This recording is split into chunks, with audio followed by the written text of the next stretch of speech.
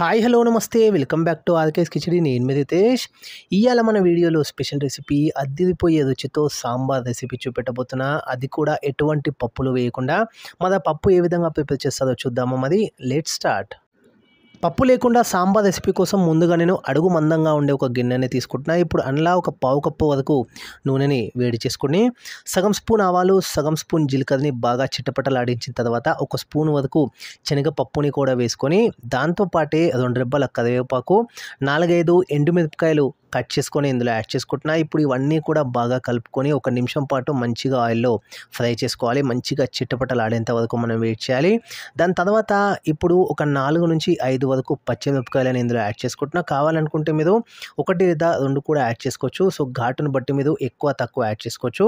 So పచ్చిమిరపకాయలతో పాటే 2 కచ్చపచ్చగా దంచుకున్న ఎల్లిపాయలని కూడా ఇందులో వేసుకొని ఒక్కసారి బాగా కలుపుకోవాలి. మంచి ఫ్లేవర్ అనేది ఆయిల్కి బాగా పడుతుంది. ఈ స్టేజ్లో కొద్దిపాటి కూరగాయలను మనం యాడ్ చేసుకుందాము.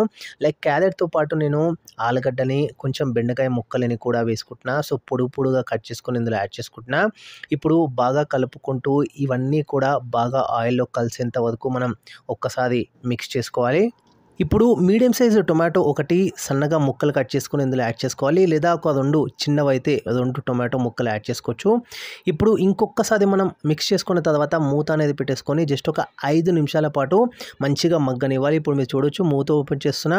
సో కూరగాయలు కొంచెం మగ్గినాయి. ఈ టొమాటోస్ అయితే ఆల్మోస్ట్ అన్నీ కూడా మగ్గిపోయినాయి. ఈ స్టేజ్లో 1 లేదా 2 ఉల్లిగడ్డలు అనమాట.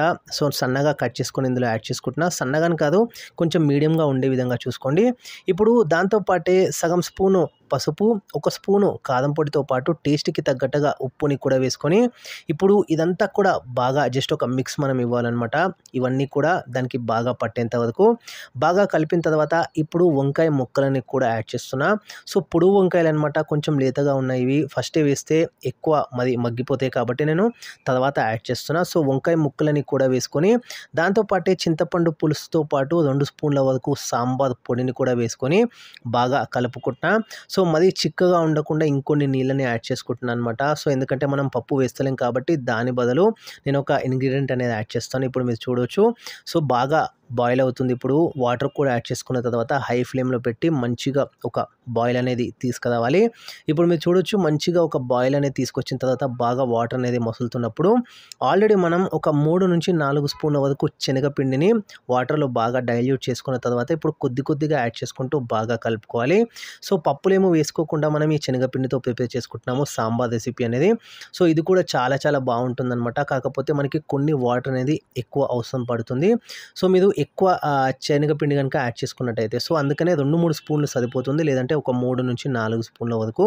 ఇప్పుడు శనగపిండి కూడా వేసుకొని బాగా కలిపిన తర్వాత జస్ట్ ఒక పొంగు వచ్చేంత వరకు మనం వెయిట్ చేయాలి. ఒక 5 నిమిషాల పాటు బాగా మసలనియాలి.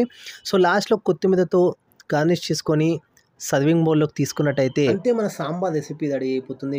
వేడి అన్నం నెయ్యితో చాలా సూపర్ కాంబినేషన్. వీడియోను నచ్చినట్టయితే లైక్ చేయండి, షేర్ చేయండి, కామెంట్ చేయండి. ఇంకా మరిన్ని రెసిపీస్ కోసం ఛానల్ని సబ్స్క్రైబ్ చేసుకోవడం మాత్రం మర్చిపోవద్దు.